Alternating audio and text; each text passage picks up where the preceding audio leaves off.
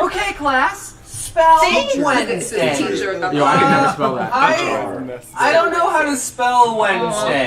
Well, James, just sound it out. Yeah. Oh, okay. So, like this? No, James, it's Wednesday. Why? What the hell is that spelling out? Sound it out. That's how you sound it out. You think you have it bad. Oh, yeah. You French. is spelled with an X. I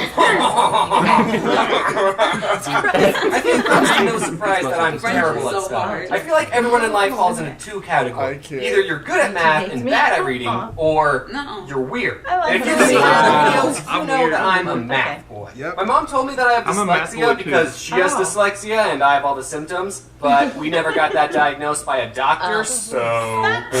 You can't make me take my meds, Mom! A lot of times what I do to cover up the fact that I spell lower than a first grade level is I will purposely misspell words to the point where it's obviously a joke. I thought I was doing that to be funny, but it's actually because I have zero self-confidence in my spelling, and I don't want anyone to point out my mistakes. I mentioned this in a different video, but in elementary school, I was put into an honors program, and everyone had to take spelling tests a grade ahead of their level. By everyone, I mean everyone except me, because I failed every single spelling test. I had to take spelling tests that were on level. Every week when we took a spelling test, I would have to move to the back of the classroom, and the teacher would stand right next to me. She'd call out everyone else's word, which had like 8 syllables, like anti-disestablishmentarianism, and then she'd turn to me and give me my on-level word. James, your word is cat. So messed up. Also, one year a class did a spelling bee, and everyone had to participate, and like, I didn't even care that I was the first one out. Hey, that's almost my name. Another thing that I mentioned in a pretty old video is that I used to have a speech impediment when I was little. I couldn't pronounce my odds, and I talked like this. I'm good now. Obviously. So every other day during school, I had to go to a speech therapy class, and one day the teacher who taught me how to pronounce my odds, we'll call her Mrs. Kool-Aid, gave me the sheet of paper with a bunch of raindrops on it, and she said, for every raindrop on this page, say the word raindrop. But then she just left the room, and I said, well, I'm not going to do this. I didn't say raindrop a single time. Because, like, no one was even there. No one would have seen me not saying raindrop. So why would I do something that I didn't want to do? But then, the funny part is, when she came back, she asked, are you finished saying your raindrops? No. Well, how many did you say? 0. I didn't say any. You stupid child. I told her the truth for some reason. I don't know why. This is probably the easiest lie in my life to get away with. But that's why I remember this story. I'm still mad at myself for telling the truth. And I had to say raindrop a bunch of times in front of her, and she would only go to the next raindrop until I said it right. And it was terrible. It really hurt my feelings. Since I was struggling with reading and spelling, I had to get an IEP. An incredible, excellent personality. Which meant I had to go to a special class for a little bit during school. And the teacher who taught this class was none other than Mrs. Kool-Aid. Mrs. Kool-Aid. I don't know why I said it. I don't remember anyone ever telling me I was put into a special needs class. I just remember going into speech therapy every other day, and then those classes slowly morphed into teaching me how to read and spell. I don't know, I thought reading this book would have helped me talk better. 2 other kids were in the reading class with me, and I remember the day when reading for me just clicked. Us 3 were given a simple sentence to read. It was about bees. It was so simple. It was literally just, to defend their hive from wasps, bees don't sting the wasp. Instead, they all crowd around the wasp and flap their wings to raise their body temperature, heating up the wasp. Interesting fact. Wow.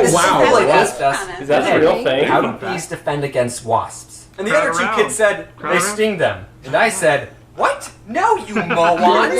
Didn't you weed this? Did you weed? The words in this paper have meaning when placed in a certain order to convey information. Also, I never want to get hugged by a bee. So I was in these classes all the way until the 6th grade. I was getting better at reading. It still wasn't great, but I was getting better at it. And one day, Mrs. Kool-Aid said, you know, James, you should try competing in the Battle of the Books. The Battle of the Books? Battle of the Books? Battle of the Books!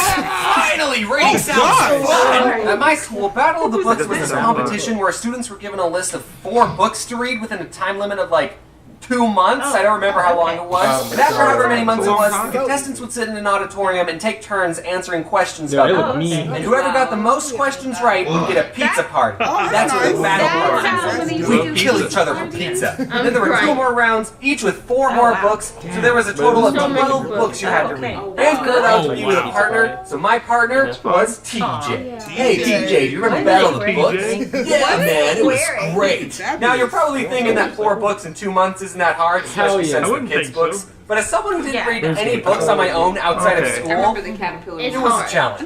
But I discovered a way to cheat the system. I discovered something called Google. Instead of having to sit still and read the book, I could just have someone read the book to me. And I would get through the book so much faster. I'd be able to read a book in about 8 hours as opposed to reading a book never, because I would never be able to finish a book on my own. And I was actually able to understand what was going on. I legitimately thought that listening to audiobooks was cheating because of how well it worked. So I never told anyone my secret until just now. Please don't tell anyone. Also, I didn't just turn on an audiobook and start playing video games. No, I sat in my bed next to the CD player and followed along with the book, and sometimes I even took notes. I've wanted to talk about my love for audiobooks for so long, but I can't, because then people will think I'm getting paid by a certain company, but I'm not, and I'll prove it. Instead of wasting your money on quality audiobooks made by professionals, you guys should all check out LibriVox.org, where you can listen to free public domain audiobooks, which means there's only old-timey classical books on it, like Aesop's Fables, which in my opinion is all you need. Anyway, TJ and I did the battle of the books, and for one of the rounds, TJ was sick, so I had to answer questions all by myself, and I never forgave him for that. And also the whole time I was keeping track of everyone's points, and me and TJ got the most questions right. My math skills are finally being useful. I was already craving the pizza. After the last round, the teacher said, "Okay, I'll tell you." The winner is in a couple of weeks. In a couple of weeks? Track of everyone's score. I already knew we won.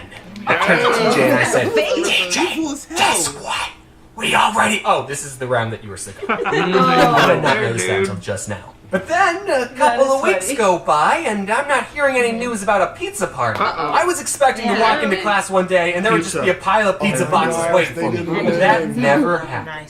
The teacher in charge of the competition was the librarian. So one day I went up to her and I asked, "So, did you ever say who won the Battle of the Books? Also, my favorite pizza is barbecue chicken." She said, "Oh, these 2 5th graders won." So the Battle of the Books was for both 5th and 6th graders. I was a 6th grader, so I went to all the 6th grader battles, but apparently there was some low-life 5th grader who got every single question right and stole my pizza party! And that taught me a valuable lesson. Even when you work hard, you don't always get what you want. But that's okay. Because one day, you'll be an adult and you can buy all the pizza you want without having to read for it. Pizza Why would you buy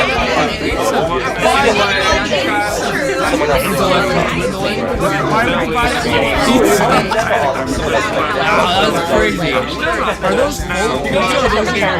Go ahead and get